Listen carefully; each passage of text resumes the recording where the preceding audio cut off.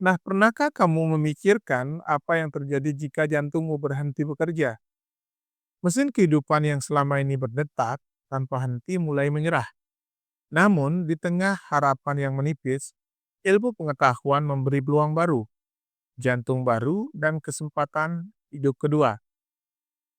Itulah makna sejati dari transplantasi jantung, atau salah satu pencapaian paling menakjubkan dalam sejarah kedokteran manusia. Transplantasi jantung bukan sekadar operasi, ia adalah keajaiban antara sains, teknologi, dan kemanusiaan. Mari kita selami.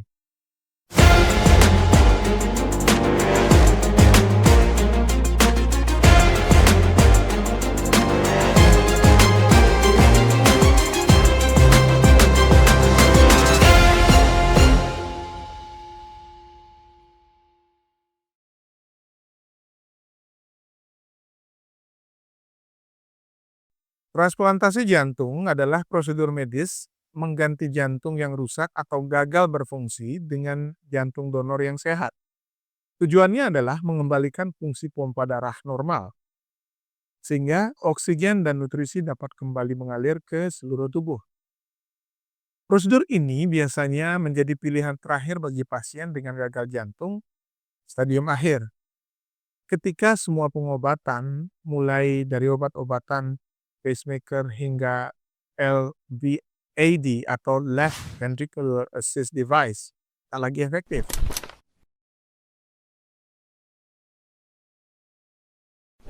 Sejarahnya dimulai dari sebuah impian ilmuwan abad ke-20-an. Namun tantangan besar mulai muncul. Bagaimana membuat tubuh manusia menerima organ dari orang lain tanpa menolaknya. Pada Desember 1967, dunia tercengang di Cape Town, Afrika, ketika Christian Barnard melakukan transplantasi jantung manusia pertama dan sukses. Pasiennya, Louis Waskanski, bertahan hidup selama 18 hari sebelum akhirnya meninggal karena infeksi. Meski singkat, operasi ini menjadi titik balik sejarah medis dunia. Setelahnya, perkembangan imunologi dan teknologi medis membuat transplantasi semakin aman. Penemuan obat imunosupresan seperti cyclosporin di tahun 80 menjadi titik revolusi karena obat ini dapat menenangkan sistem imun agar tidak menyerang organ baru. Kini ribuan transplantasi jantung dilakukan setiap tahun di seluruh dunia dengan tingkat keberhasilan lebih dari 85% di tahun pertama. Dan banyak pasien yang dapat hidup produktif sehingga puluhan tahun setelah operasi.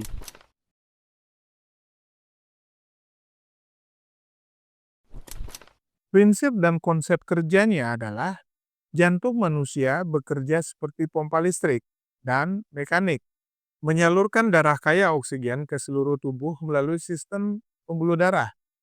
Ketika otot jantung melemah akibat penyakit koroner, kardiomyopati atau kelainan bawaan, tubuh perlahan kekurangan suplai oksigen.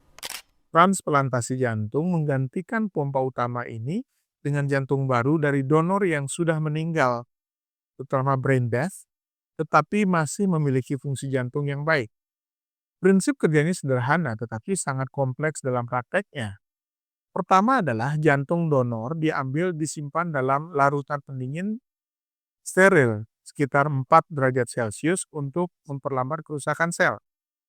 Jantung kemudian dipindahkan ke tubuh penerima dan disambungkan ke pembuluh darah besar, aorta atau vena cava, dan arteri pulmonosis.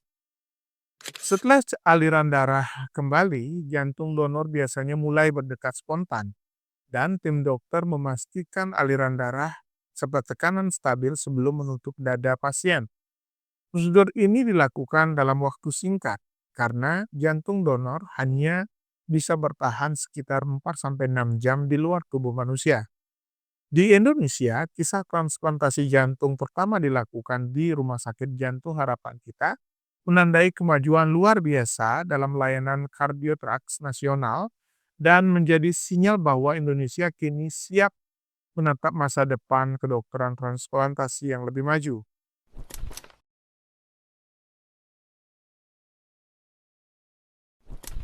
Nah, bagaimana tentang langkah-langkahnya? Pertama adalah seleksi dan evaluasi pasien. Tidak semua pasien bisa menjalani transplantasi. Dokter menilai fungsi paru, hati, ginjal, serta faktor psikologis dan dukungan keluarga. Kedua, menunggu donor dari yang cocok. Donor harus memiliki golongan darah dan ukuran jantung yang serasi, serta kondisi organ yang sehat. Disinilah pentingnya sistem nasional donor organ yang transparan dan cepat. Pengambilan donor jantung. Begitu donor ditemukan, tim bedah mengambil jantung dengan teknik steril lalu menyimpannya dalam larutan khusus seperti University of Wisconsin Solutions untuk mempertahankan sel myokardium. Yang keempat, eksisi jantung lama dan implantasi jantung baru.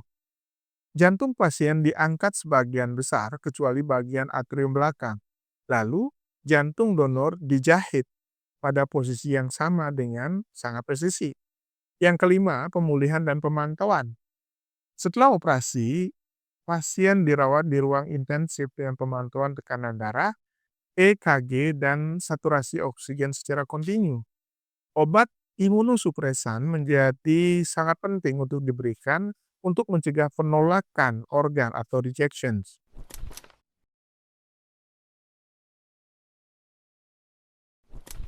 Nah, tentang risikonya cukup besar.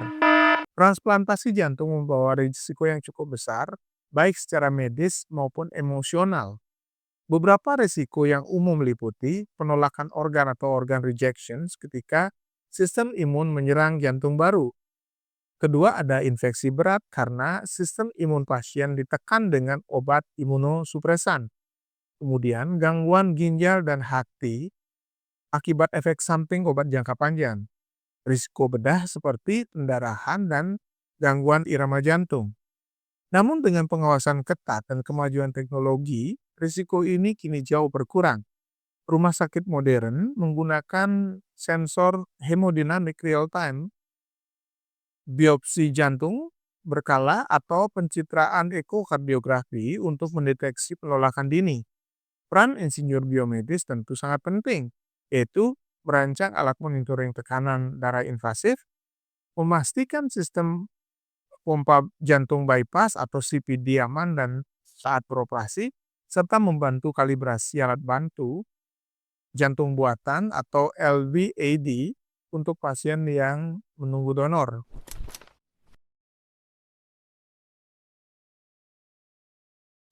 Nah, bagaimana tentang obat dan teknologinya? Pasien transplantasi jantung memerlukan pengobatan seumur hidup. Beberapa obat terutama meliputi siklosporin dan tacrolimus menekan sistem imun untuk mencegah penolakan. Kedua, ada corticosteroids untuk mengurangi peradangan. Ketiga, ada microphenolate untuk menurunkan produksi antibodi terhadap organ donor. Selain itu, teknologi baru seperti biomarker deteksi dini, penolakan, dan imaging berbasis AI kini membantu dokter memantau fungsi jantung donor tanpa perlu biopsi terlalu sering.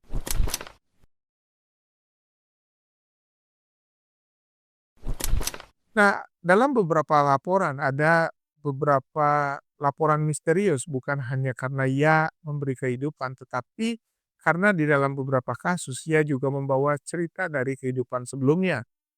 Kisah pertama datang dari Claire Sylvia, seorang penari dari Boston yang menjalani transplantasi jantung paru.